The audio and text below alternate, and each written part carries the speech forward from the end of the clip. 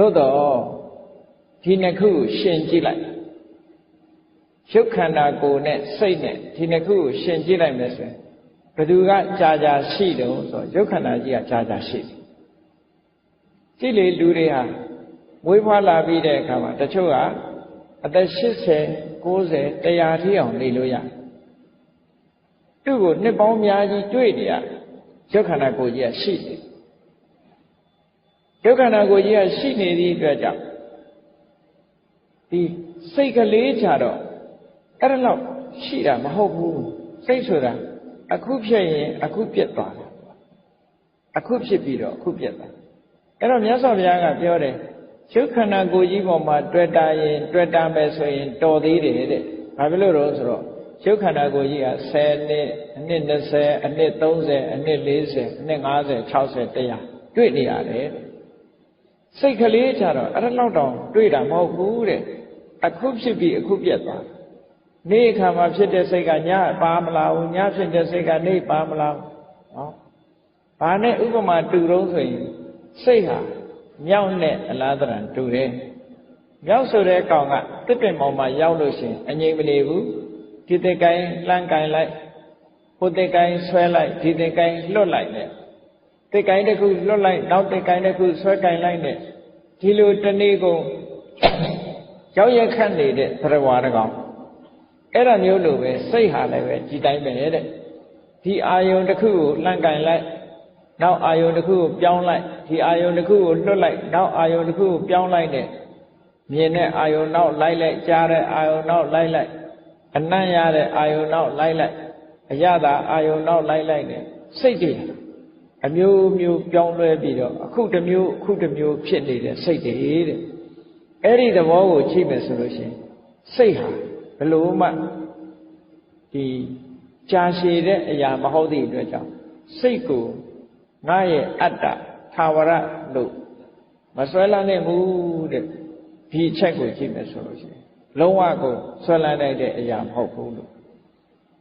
ဒီလိုဆင်ញင်သုံးသပ်မှုကိုပြောတာအဲ့ဒါလို့ရှင်းရှင်းလင်းလင်းကြီးမြင်လာအောင်မြတ်စွာဘုရားကဘာကိုနှလုံးသွင်းရမလဲ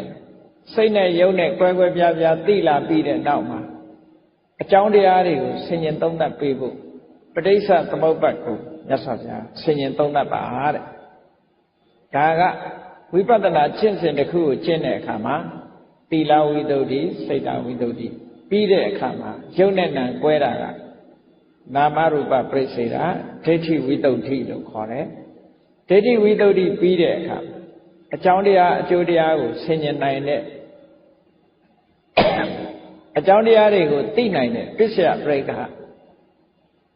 အဲ့ဒီဉာဏ်ရလာမှကင်္ခာဝိကရဏဝိတ္တုဒ္ဓိလို့ဆိုတဲ့တန်တရားတွေကိုကင်းရှင်းသွားစေနိုင်တဲ့စင်ကြယ်မှုမျိုးရလာနိုင်အဲ့ဒါကိုရဖို့ရအတွက်ပဋိစ္စသမုပ္ပါဒ်ကိုဆင်ញင်စဉ်းစားပါတဲ့ကဲပဋိစ္စသမုပ္ပါဒ်ကိုဆင်ញင်စဉ်းစားတယ်ဆိုပဋိစ္စသမုပ္ပါဒ်ဆိုတာခက်တယ်တပည့်တော်တို့ဆင်ញင်စဉ်းစားဖို့အမှန်တမ်းခက်တယ်ဆိုလို့ရှိရင်ပဋိစ္စသမုပ္ပါဒ်ကိုအလွယ်တကူသဘောပေါက်နိုင်တဲ့နည်းလေးနဲ့မြတ်စွာဘုရားဟောထားတာရှိတယ်အကြောင်း၄ကြောင်းကိုအရင်မှတ်ရ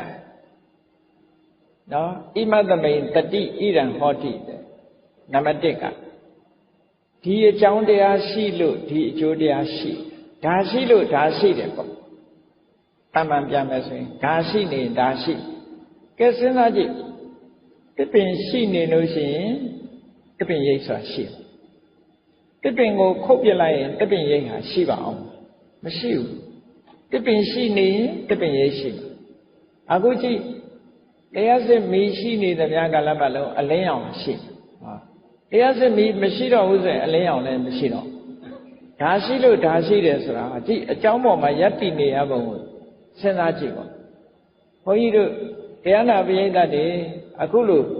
ငြိမ်ငြိမ်နဲ့ထိုင်းနေနိုင်တာဘာဖြစ်လို့လဲအောက်ကချမ်းရှိလို့ချမ်းရှိဘူးဆိုရင်အောက်ငင်ပြင်မှာထိုင်းနေလို့မှမရဘူးလေဒါရှိလို့ဒါရှိတယ်ဆိုတဲ့သဘောဟာဒါပရိစ္ဆေသမုပ္ပါဒ်ကိုအတော်ကျုပ်ပြောတဲ့ဟာအကြောင်းတရားရှိနေသည့်အတွက်ကြောင့်အကျိုးတရားရှိဣမတ္တဥပ္ပါဒာဣဒံဥပ္ပစ္စတိဒီအကြောင်းတရားဖြစ်ပေါ်နေခြင်းကြောင့်ဒီအကျိုးတရားဖြစ်ပေါ်နေဆိုပါတော့ တရားစစ်မီးရှိနေခြင်းကြောင့်အလင်းရောင်ဟာဖြစ်ပေါ်နေတရားစစ်မီးဖြစ်လာခြင်းကြောင့်အလင်းရောင်ဟာဖြစ်ပေါ်နေတယ်ဣမသမိန်အတတိဣဒန္တာဟောတိဒါမရှိတော့ရင်ဟိုဟာလည်းမရှိတော့တရားစစ်မီးမရှိတော့ရင်အလင်းဆိုတာမရှိတော့နေမရှိတော့ရင်အလင်းဆိုတာမရှိတော့ဟောဒီလိုဆိုလို့ဣမတနေရောဓဣဒံနေရုပ်စတိ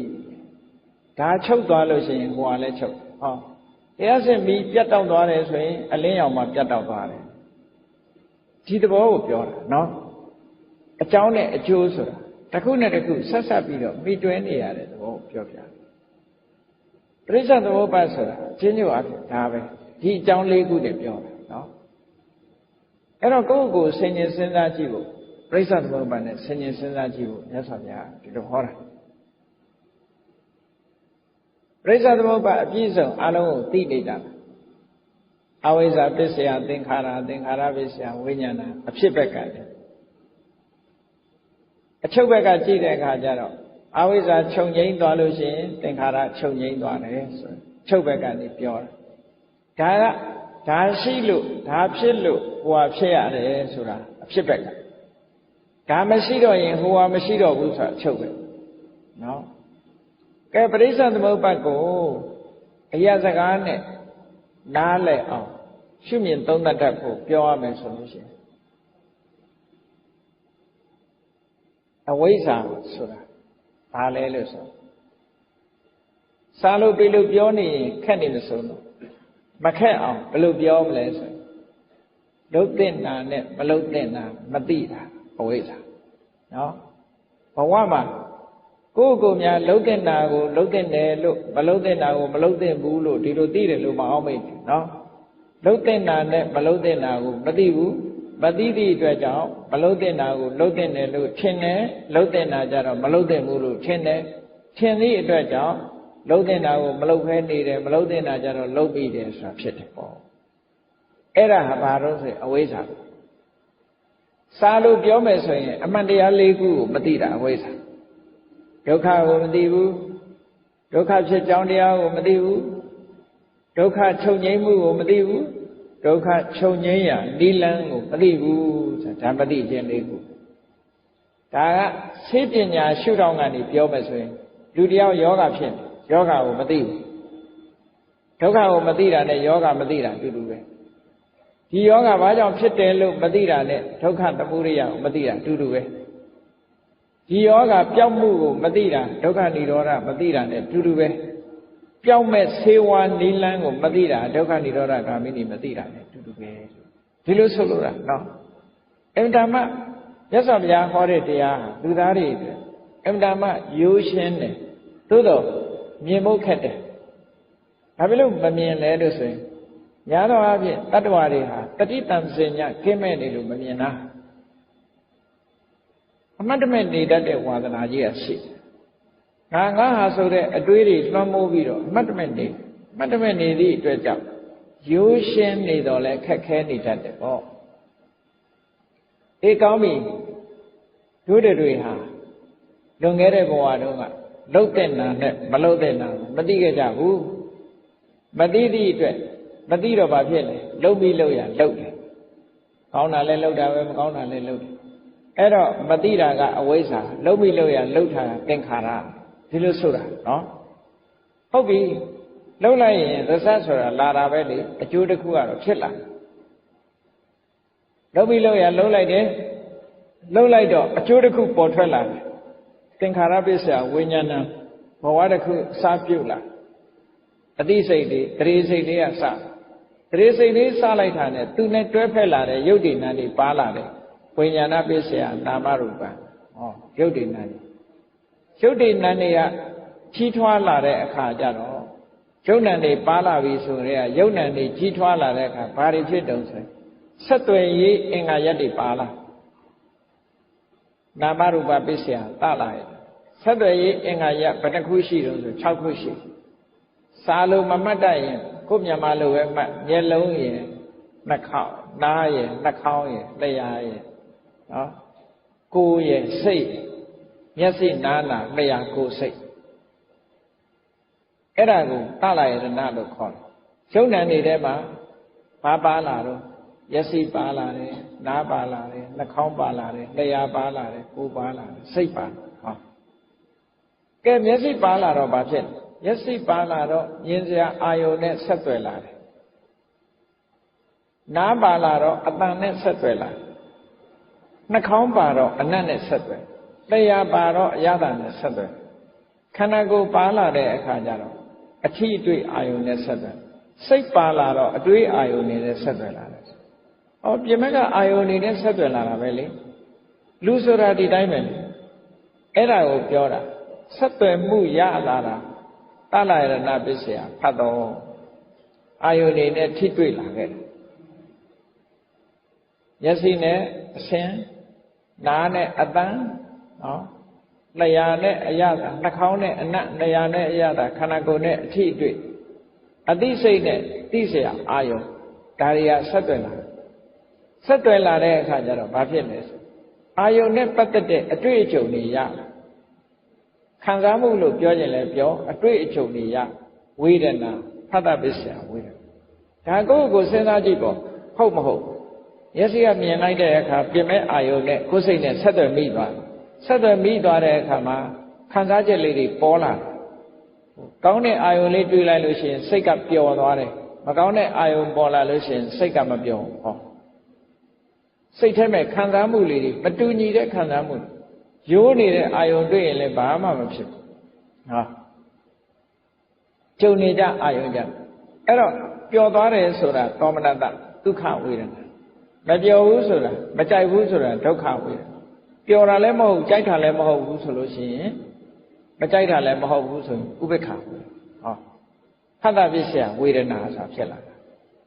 ဒါလူတဘာဝတရားတွေမှန်သမျှဒီတိုင်းကြီးပဲအကုန်လူတွေတည်းမကဘူးတရားတွေလည်းဒီတိုင်းဒါကိုပြောတာပရိစ္ဆသမုပ္ပါကနော်တရေစိတ်လေးပေါ်လာတဲ့အခါယုတ်တိဏ္ဍီရလာတယ်ယုတ်တိဏ္ဍီရလာတဲ့အခါမှာဒီအာယုန်နဲ့ဆက်သွယ်တဲ့အင်္ဂါရက်တွေပါလာတယ်အင်္ဂါရက်6မျိုးပါလာတဲ့အခါဆက်သွယ်မှုတွေလှုပ်လာတဲ့အခါမှာအာယုန်ရဲ့ဒီအထီးအတွေ့အကြုံတွေရလာတယ်ကဲရလာတော့ဒီနေရာတွေရသလားလို့ဆိုတော့မရဘူးရလာတဲ့အခါမှာလူကဘာဖြစ်တယ်ဆိုကြိုက်တာလေးတွေးလို့ချင်းထပ်လို့ချင်းလားရချင်းလာတယ်နောက်ထပ်အဲ့ဒါကိုတဏှာလို့ပြောတာဝေဒနာပစ္စယတဏှာကြိုက်တဲ့အာယုံလေးကြထပ်လိုချင်လာတဲ့အခါဒီနေရာတွေရလာလို့ဆိုမရဘူးဝေဒနာတဏှာပစ္စယဥပါဒနာစိတ်ထဲမှာစွဲနေမရရင်မနေနိုင်တဲ့အနေအထားမျိုးရောက်လာဟောဒီအပိုင်းတွေကြတော့ဒီတရားတွေမှာဒီဖတ်တာပစ္စယဝေဒနာဆိုတဲ့အဆင့်လေးတွေမရနိုင်တော့ပဲနဲ့ဝေဒနာပစ္စယကနေတဏှာထိအောင်ကူးသွားတယ်တဏှာကနေဥပါဒံထိအောင်ကူးသွားတော့ဘာဖြစ်ပြန်တော့ဆိုဥပါဒနာပစ္စယဘဝတဲ့